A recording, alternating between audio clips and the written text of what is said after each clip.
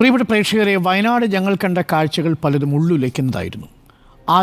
ആരാരും തിരിച്ചറിയപ്പെടാതെ പുത്തുമലയിലെ ശ്മശാന ഭൂമിയിൽ മണ്ണോട് ചേർന്നവർക്ക് എല്ലാവരുമായി എത്തുകയാണ്. ആരൊക്കെയോ ആണ്. അവർ കല്ലറകൾക്ക് മുന്നിൽ റോസാപുഷ്പം സമർപ്പിക്കുന്നു, പൂക്കൾ വിതറുന്നു, മെഴുകുതിരി കത്തിക്കുന്നു, പ്രാർത്ഥിക്കുന്നു. വരുന്നവരൊക്കെ അങ്ങനെ അവരുടെ മേൽ പ്രാർത്ഥനകളും അർപ്പിച്ചു മടങ്ങുന്നു.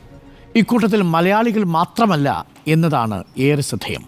ഞങ്ങളുടെ പ്രതിനിധി അല്ലമീൻ തയ്യാറാക്കിയ റിപ്പോർട്ടോടുകൂടി ഇന്നത്തെ മീറ്റ് ദി എഡിറ്റേഴ്സ് ഇവിടെ പൂർണ്ണമാവുന്നു. എല്ലാ പ്രേക്ഷകർക്കും ശുഭരാത്രി, സുഖനിദ്ര. Good night. പുത്തുമലയിലെ കൂട്ടക്കുഴിമാടങ്ങൾക്കരികിലാണ് ഇരിക്കുന്നത്. കഴിഞ്ഞ കുറേ ദിവസമായി നിരവധി മൃതദേഹങ്ങൾ ഇവിടെ സംസ്കരിക്കുന്നുണ്ട്, മൃതദേഹമായിട്ടും ശരീരഭാഗമായിട്ടുമൊക്കെ. അന്ന് അങ്ങനെ സംസ്കാരം പൂർത്തിയാകുമ്പോൾ സർക്കാരിൻ്റെതായി ഒരു പുഷ്പചക്രം മാത്രമാണ് സമർപ്പിച്ചു പോകുന്നത്. പക്ഷേ ഇന്ന് വരുമ്പോൾ കാണുന്ന കാഴ്ച എല്ലാ ഖബറുകൾക്ക് മുന്നിലും, എല്ലാ കല്ലറകൾക്ക് മുന്നിലും, എല്ലാ കുഴിമാടങ്ങൾക്ക് മുന്നിലും മറ്റ് പുഷ്പങ്ങൾ വിതറിയിരിക്കുന്ന റോസാ പുഷ്പങ്ങൾ കൊണ്ടുവച്ചിരിക്കുന്ന ഒരു കാഴ്ച കൂടി നമുക്ക് കാണാം. അതിനർത്ഥം ആരൊക്കെയോ വയനാട് ഈ ദുരന്തഭൂമിയിലേക്ക് വരുന്ന ആളുകൾ, റിലീഫ് ക്യാമ്പിലേക്ക് വരുന്ന ആളുകൾ, അവർ പലരും ഈ പുത്തുമലയിലേക്ക് വന്ന് മടങ്ങുന്നു എന്നുള്ളതാണ് ഏറെ പ്രധാനം. ഇവിടെ വന്ന് ആരോരുമില്ലാതെ തിരിച്ചറിയപ്പെടാതെ സംസ്കരിക്കപ്പെട്ട ഈ മൃതദേഹങ്ങൾക്ക് മുന്നിൽ അവരുടെ സ്നേഹം ഇത്തരത്തിലുള്ള പൂക്കളായി, പ്രാർത്ഥനകളായി സമർപ്പിച്ചു പോകുന്നു എന്നുള്ളതാണ് അതിൽ നിന്ന് മനസ്സിലാക്കേണ്ടത്. തിരിച്ചറിയപ്പെടാത്തവരായി അല്ലെങ്കിൽ ആരോരുമില്ലാത്തവരായി കബറുകൾക്കുള്ളിൽ, കുഴിമാടങ്ങൾക്കുള്ളിൽ അവർ ഏകരായി കഴിയേണ്ടതില്ല. നിങ്ങൾക്കൊപ്പം ഞങ്ങളുണ്ട് എന്നുള്ള ഒരു മെസ്സേജും ഒരു സന്ദേശവും കൂടിയാണ് ഇതിലൂടെ അവർ ലക്ഷ്യം വയ്ക്കുന്നത് എന്നുള്ള കാര്യത്തിൽ ഒരു സംശയവുമില്ല. നിരവധി ആളുകൾ അങ്ങനെ ഓരോ ദിവസവും വരുന്നുണ്ട്. മാത്രമല്ല, മലയാളികൾ മാത്രമല്ല അങ്ങനെ വരുന്നവർ എന്നുള്ളതാണ് ഏറെ പ്രധാനം. തമിഴ്നാട്ടിൽ നിന്നുള്ള ആളുകളെ പോലും നമുക്കിന്ന് ഈ ഭാഗത്ത് കാണാനായി. ഈ പൂർത്തീകരിച്ചു പോയ അല്ലെങ്കിൽ ഈ കബറടക്ക ചടങ്ങ്, സംസ്കാര ചടങ്ങുകൾക്ക് സഹായം നൽകിക്കൊണ്ട് സേവന സന്നദ്ധരായി വരുന്ന ആളുകൾ.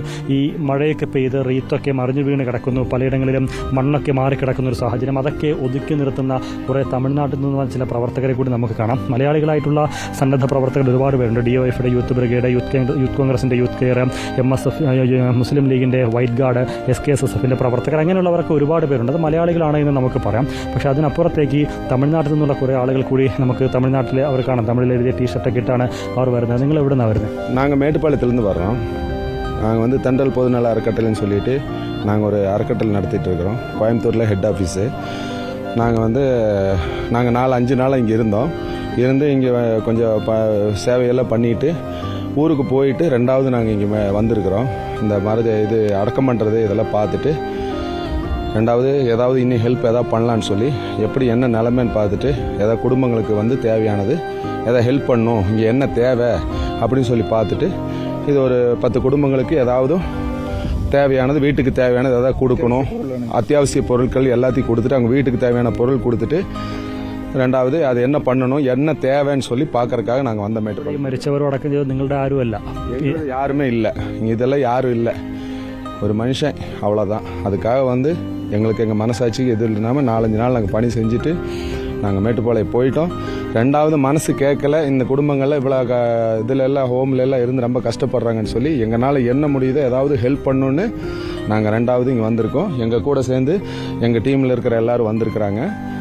நாங்கள் வந்து இந்த பணி ஏதாவது செஞ்சு கொடுக்கணும்னு சொல்லி இங்கே வந்திருக்கிறோம். അതുതന്നെയാണ്, ഇവർക്ക് ആരുമല്ല ഇവിടെ ഉള്ളവർ. പക്ഷേ മനുഷ്യൻ എന്നുള്ള ഒരൊറ്റ പരിഗണനയിലാണ് അവർ തമിഴ്നാട്ടിൽ നിന്ന്, മേട്ടുപ്പാളയത്തിൽ നിന്ന് ഇവിടേക്ക് വന്നതും ഈ ശ്മശാന ഭൂമിയിൽ ഉൾപ്പെടെ സേവന സന്നദ്ധരായി പ്രവർത്തിക്കുന്നതും അവർ ക്യാമ്പുകളിൽ ഉൾപ്പെടെ പോവുകയും ചെയ്യുന്നുണ്ട്. വേണ്ട സഹായങ്ങൾ മറ്റു തരത്തിൽ ചെയ്യുകയും ചെയ്യുന്നുണ്ട്. അങ്ങനെ വയനാടിനെ ചേർത്തു പിടിക്കുന്നതിന് നാടൊന്നാകെ ഒഴുകിയിറങ്ങുന്ന കാഴ്ച കൂടിയാണ് നമുക്ക് ഈ വേളയിലൊക്കെ കാണാനാകുന്നത്. അതിൽ ഏറ്റവും പ്രധാനം, നമുക്കറിയാം മറ്റിടങ്ങളിലൊക്കെ റിലീഫ് ക്യാമ്പിലായിരുന്നാലും മറ്റു ദുരന്തബാധിത മേഖലകളിലായിരുന്നാലും ആളുകൾ ഒരുപാട് പേര് വരുന്നുണ്ട്. പക്ഷേ അതിനപ്പുറത്തേക്ക് ഈ ശ്മശാന ഭൂമി ആരും കാണുന്നില്ല, ഇവിടെ ഉള്ളവരതറിയുന്നില്ല. എന്നിട്ട് പോലും ഇവിടെ വന്ന് അത്തരത്തിൽ സന്നദ്ധരായി പോകുന്നു, ഈ പൂക്കൾ സമർപ്പിച്ചു പോകുന്നു. അപ്പം മറ്റൊരു കാഴ്ച കൂടി കാണും, ഇവിടെ മെഴുകുതിരി കത്തിച്ച് പ്രാർത്ഥിച്ച് ചിലർ മടങ്ങിയിട്ടുണ്ട് എന്നുള്ളതും കൂടി എടുത്തു പറയേണ്ടതാണ്. കാറ്റൊക്കെ അടിക്കുമ്പോൾ നല്ല കാറ്റ് ഈ പ്രദേശത്തുണ്ടാകും, മെഴുകുതിരി അണഞ്ഞു പോകും. അപ്പോൾ അതുകൊണ്ട് മെഴുകുതിരി അണയാതിരിക്കുന്നതിന് ഒരു കല്ലൊക്കെ ചുറ്റും കൂട്ടി മെഴുകുതിരി വെച്ച് കത്തിച്ച് പ്രാർത്ഥിച്ചു പോയി എന്നുള്ളതാണ്. അതായത് ചുരുക്കി പറഞ്ഞാൽ ഇവിടെ ഉള്ള ഈ ആരാലും തിരിച്ചറിയപ്പെടാതെ സംസ്കരിച്ച ഈ മൃതദേഹങ്ങൾക്ക്, ഈ മനുഷ്യർക്ക് ഞങ്ങളൊപ്പമുണ്ട് എന്നുള്ളതിൻ്റെ കൃത്യമായ സന്ദേശം അത് നാടൊന്നാകെ നൽകുകയാണ്. അവരുടെ ആത്മശാന്തിക്ക് വേണ്ടി പ്രാർത്ഥിക്കുമ്പോൾ അത്തരത്തിൽ എല്ലാവരും ഒരുമിച്ച് കൂടുകയാണ്. അതിൽ മലയാളികൾ മാത്രമല്ല, തമിഴ്നാട്ടിൽ നിന്നും മറ്റ് സംസ്ഥാനങ്ങളിൽ നിന്നുള്ള മനുഷ്യരായ ഒരു കൂട്ടം ആളുകൾ വയനാടിനെ ചേർത്ത് പിടിക്കാനായി ഇവിടേക്ക് ഒഴുകി വരുന്ന കാഴ്ചകൾ കൂടിയാണ് ഈ ദിവസങ്ങളിൽ നമുക്ക് കാണാനാകുന്നത്. പുത്തുമലയിലെ ശ്മശാന ഭൂമിയിൽ നിന്ന് വീഡിയോ ജേർണലിസ്റ്റ് ജിതിൻ ജോസഫിനൊപ്പം റിപ്പോർട്ടർ അൽ അമീൻ റിപ്പോർട്ടർ.